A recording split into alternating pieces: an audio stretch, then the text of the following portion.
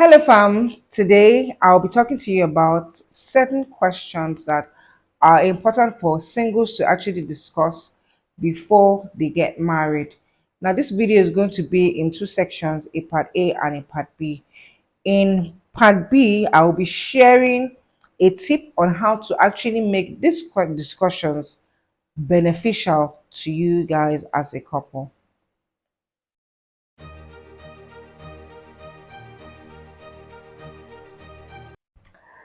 So, let's jump right in. Now, one of the things that you should actually ask yourself is what is your love language? We know that all love languages are actually important, but maybe let's say what is the particular thing that actually matters most to you? You should also ask about how are we going to share labor when we get married? Who is expected to do what? Am I going to be expected to take care of the children, or are you expected to depend on let's say someone has a better job than the other? Whatever it is, because of the way the world is right now, you have to factor in so many things. So you ask yourself, how are we going to share labor? Who is going to do this in the house? Who is going to pay NEPA bill? Who is going to, organize food stuffs and all of that? You might think that they are not important, but those things are actually important. So you must sit down and talk about every single thing about how you're going to run your house and who should be responsible for what. And then agree. Ask yourself what happens if, for instance, one person earns more than the other. And this particular question is very important for a woman to actually ask intending a husband, because there are some men that really cannot be married to a woman who earns more than them. So if your husband is the type that feels that no, I should uh, I should be the man of the house and earn more. So you might want to actually discuss that and settle that so you will know which ones are your red flags before you actually walk down the aisle. Another one is, how do you handle changes in your body when, for instance, you start giving birth and you're not looking the same, or the man is not looking the same, or let's say, for instance, somebody is involved in an accident, loses one eye or losing part of their nose or something. Not, I mean, Yahweh forbid that ever happens, but things do happen because life, so long as life is happening, things are known to happen. How will you react, or how will you manage? How will we deal with it when we're having natural physical changes or physical changes that arise as a result of accidents? How many children do we want to have? Is it one? Is it two? Am I looking for a large family? Do I want 5 kids, 7 kids, 11? Do I want just one child? Which one is it? Also, you also have to also discuss about what if we do not have biological children? What are the options open to us? Now, you might think that this particular one is not so important, but it's very important because there are some people, let's say there's nothing wrong with the man, nothing wrong with the woman, but if just for some reason you cannot have children, are you open to adoption? If not adoption, are you open to other other health, medical kind of suggestions, whatever it is, to intervention, sorry, any kind of mental intervention, what exactly is it that you'll be open to? It's best for you to discuss it so that there are no surprises when you eventually get married. Because sometimes you wait until you're faced with the big stuff to deal with them. You shouldn't be doing that. You should actually sit down, discuss with your spouse before your intended spouse before you actually get married. Another question could be, do you have a part that needs to be shared? Do you have a past that needs to be shared that may affect our marriage in future? Now, this is so important because there are some people that feel like, oh, I don't want him to know about this particular part of my life, or no, she shouldn't know about this part of my life. And guess what? When they now get married and they're faced with something that now surfaces, and then your spouse now becomes, they now see you as an enemy.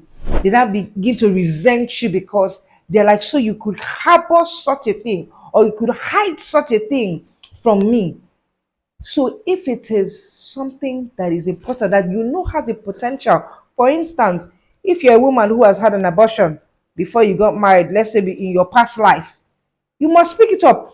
You must speak out and say, oh, my husband, actually, this is how I used to live my life. If you're a man too, that has been open to certain things. You could also be one that maybe you've had an infection, you know, you should actually discuss with your spouse. Let them know what they are dealing with before they get married. Do not allow your spouse enter into that marriage blindly because you could be resented for it.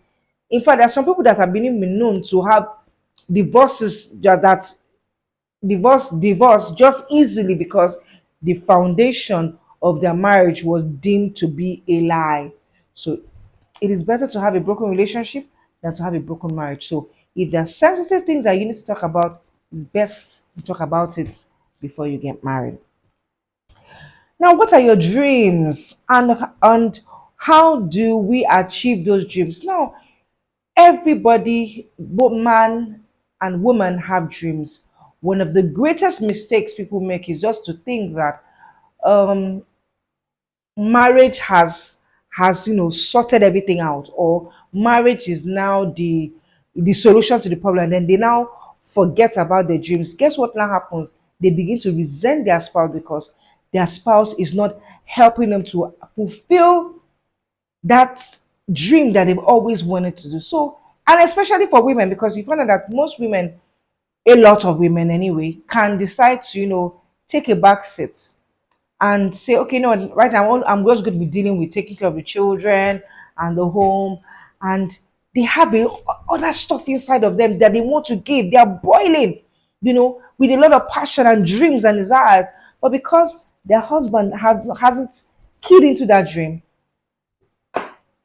they are not going to achieve anything.